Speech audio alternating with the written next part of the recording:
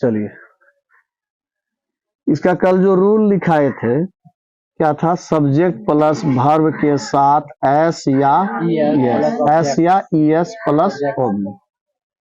ठीक है, एस या ईएस कब लगाएंगे? जब किसी का सब्जेक्ट ही, शी, इट या कोई भी नाम से जुड़ा रहे। एस या ईएस कब नहीं लगाएंगे? जब किसी का सब्जेक्ट आई, वी, यू, दे इनसे जुड़े रहे तो उनके वर्ब के साथ एस या ईएस नहीं लगेंगे। ठीक है, यही बताए थे। लेकिन एक चीज कल बताए थे कि हर एक टेंस जो हम सिंपल टेंस पर है उसमें is, are, am, was, were, shall, will ये सभी आते थे। ये सब क्या थे? Helping verb. क्या थे? Helping verb. लेकिन और सब्जेक्ट और ये वर्ब के बीच, ये तो हो गया सब्जेक्ट, ये हो गया वर्ब, ये हो गया प्रिंसिपल वर्ब। इस दोनों के बीच में कहीं is, am, are, was, were, shall, will कुछ है? नहीं। इसका मतलब इसका हेल्पिंग वर्ब नहीं है। यहां तक पॉजिटिव रूल में तो हेल्पिंग वर्ब की आवश्यकता नहीं है, किंतु जब हम इसका नेगेटिव बनाएंगे तो नेगेटिव में हेल्पिंग वर्ब की आवश्यकता हो जाती। तो इसका रूल हो जाएगा सब्जेक्ट प्लस डू या डज, डू या does, plus note, plus verb one, plus object. तो देखिए डू और डज आ गया। तो डू किसमें जहां पर या वाला चिन्ह आ जाएगा तो उससे पता चलता है कि या तो किसी में डू लगेगा या तो किसी में डज लगेगा। तो यह ध्यान देना कि डू किनके साथ लगेगा, किनके साथ डज लगेगा। तो ध्यान दीजिएगा, कल जो लिखाए थे जिसके साथ एस या ईएस लगेगा उसी के साथ डज लगेगा। जिसके साथ एस या ईएस लगता था उसी के साथ डज लगेगा। तो ही, सी, इट और कोई भी नेम से शुरू होने वाले, नेम से शुरू होने वाले सब्जेक्ट, सब्जेक्ट नेम से शुरू होने वाले सब्जेक्ट रहे तो डज लगेगा। क्या लगेगा? डज लगेगा। आई, वी, यू, दे और कोई भी क्या? बहुवचन, कोई भी बहुवचन से शुरू होने वाले, शुरू होने वाले सब्जेक्ट रहे, सब्जेक्ट रहे, डे वाले से शुरू होने वाले सब्जेक्ट रहे तो उसके साथ क्या लगेगा? डू लगेगा। ठीक है, यह डू या डज कब आ जाता है? या जब नेगेटिव सेंटेंस वाक्य में अगर नहीं आ जाए, वाक्य में नहीं आ जाए, तो वाक्य में जैसे ही नोट अर्थात नकारात्मक नेगेटिव आ जाए तब यह डू या डज ऑटोमेटिक बिना बुलाए मेहमान के रूप में आ जाता है। तो ध्यान से देखिए कि ये सब्जेक्ट हो गया और ये हो गया प्रिंसिपल वर्ब, मुख्य क्रिया हुआ। इसके बीच में डू या डज कब आ गया? ये नेगेटिव का मदद करने के लिए आ गया। ठीक है, सिर्फ इस एक टेंस इसमें है, आगे हम लोग पढ़ेंगे पास्ट इंडिफिनिट टेंस, उसमें भी हेल्पिंग वर्ब नहीं होता है। तो जिसमें हेल्पिंग वर्ब नहीं होता है उसका नेगेटिव और इंट्रोगेटिव और टर्म में हमें डू या डज इसमें प्रेजेंट में और डीड किस में लेना पड़ता है? पास्ट में। यह ध्यान रखना। और सभी में हेल्पिंग वर्ब रहेंगे उसमें आसानी रहती है, उसमें एक ही रूल चलेगा, नेगेटिव में नोट लगा दीजिए फिर आगे पीछे कर दीजिए, सब निकल जाएगा। इसमें क्या है? डू या डज था, पहले था कहीं नहीं था। डू या डज कब उपस्थित हुआ? जब नेगेटिव शुरू किए। पॉजिटिव में इसका डू या डज कहीं मतलब है नहीं। अब बनाएंगे, जैसे उदाहरण में हम लेते हैं राम एक आम नहीं खाता है। राम एक आम नहीं खाता। देख लीजिए वाक्य में क्या लिखा हुआ है? नहीं। वाक्य में क्या है? नेगेटिव हो गया। और है तो वही कौन? Present indefinite tense. और लास्ट में पहचान क्या है? ता है। लास्ट में पहचान ता है, समझ लेंगे प्रेजेंट इंडेफिनिट टेंस। वाक्य में नहीं लगा हुआ है, समझ लेंगे कि यह नेगेटिव रूल है। यह क्या है? नेगेटिव। तो इस रूल से बनेगा। तो देख लीजिए सब्जेक्ट कौन हो गया?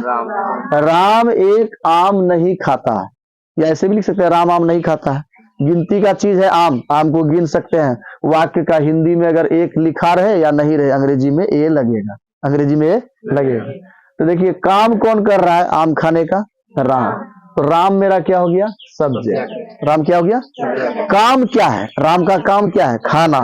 तो खाना क्या हो गया? वर्ब। जो काम होता है वह वर्ब होता है। ठीक है, और क्या खा रहा है, प्रभाव किस पर पड़ेगा या इसको फल क्या मिलेगा, तो यह क्या कहलाएगा, ऑब्जेक्ट। क्या हो गया, अब बैठाइए उसको रूल में। राम, यहाँ रूल बोल रहा सब्जेक्ट डालिए, तो राम हो गया आपका सब्जेक्ट, राम दे दिए। अब प्लस में डू या डज, इन दोनों या का जहां चिन्ह है तो दोनों में कोई एक सिलेक्ट करेंगे।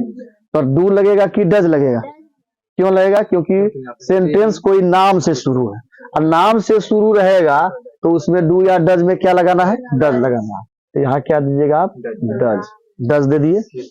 उसके बाद क्या है, नोट, वाक्य में नहीं है तो नोट लगेगा। उसके बाद क्या है, वर्ब वन, जो प्रिंसिपल मुख्य क्रिया क्या है, खाना, खाना का अंग्रेजी क्या होता है, ईट होता है, आप क्या लगाइएगा यहाँ, ईट।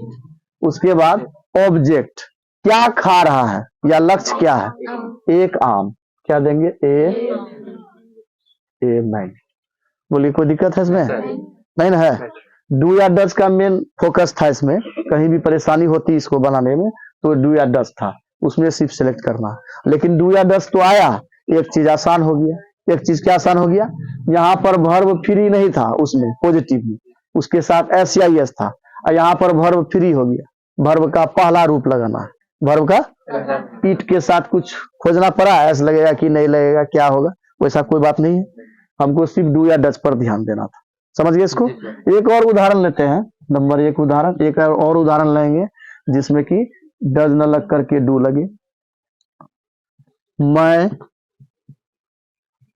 स्कूल नहीं जाता हूं, मैं स्कूल, छोटी छोटी सेंटेंस बनाएंगे जिससे समझ में आए आप लोग। मैं स्कूल नहीं जाता हूं, अब बताइए सब्जेक्ट कौन हो गया इसमें, मैं, वर्ब कौन हो गया, जाता, वर्ब, ऑब्जेक्ट कौन हो गया, स्कूल, स्कूल हो गया।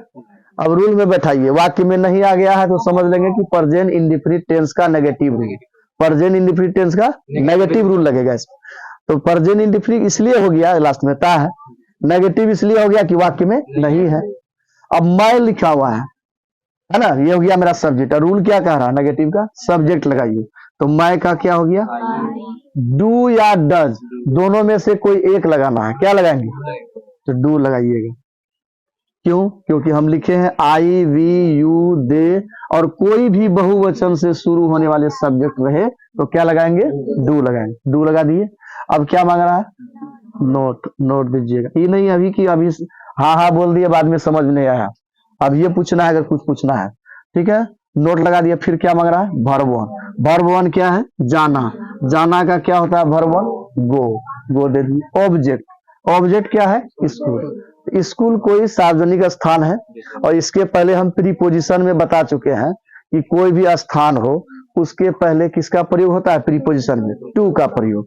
तो यहाँ क्या लगाइएगा, स्कूल के पहले टू, उसके बाद दीजिएगा स्कूल। चलिए आया समझ में, हम इनसे तो समझ गए, इनमें भी समझ गए, लेकिन एक चीज हम और लिखे हैं, बहुवचन लिखे हैं ना। तो बहुवचन क्या है, जैसे अंग्रेजी में क्या होता है, एक व्यक्ति के बाद अगर दूसरा जुड़ जाए, दो व्यक्ति हो जाए, वह नामित भी रहे फिर भी वह क्या है, बहुवचन। हम अभी यहाँ लिखे राम, तो राम वाला में डज लग गया, उसी प्रकार इधर लिख देते हैं, जगह कम है यहाँ लिख देते, स्केच भी कम चल रहा है। इसमें दो व्यक्ति लेंगे, राम और मोहन, राम और मोहन, ठीक है, बाजार नहीं जाते हैं, बाजार नहीं जाते, सिंपल सेंटेंस लिए।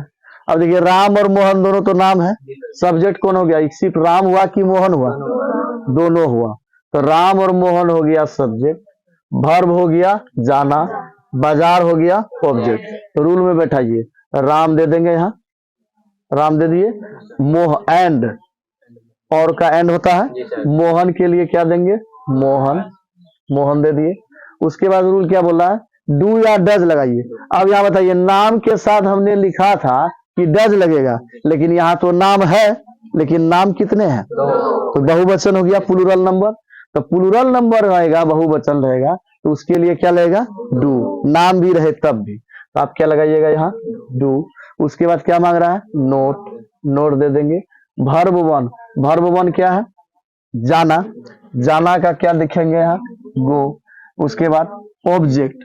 ऑब्जेक्ट कौन, कहाँ जा रहे हैं, बाजार क्या है, स्थान है, कोई सार्वजनिक स्थान, उसके लिए भी क्या लगेगा, टू। यहाँ क्या देंगे, मार्केट। बोलिए आया समझ में कि नहीं आया, बना सकते हैं इससे संबंधित नेगेटिव रूल। ठीक है, चलिए इसको उतारिए।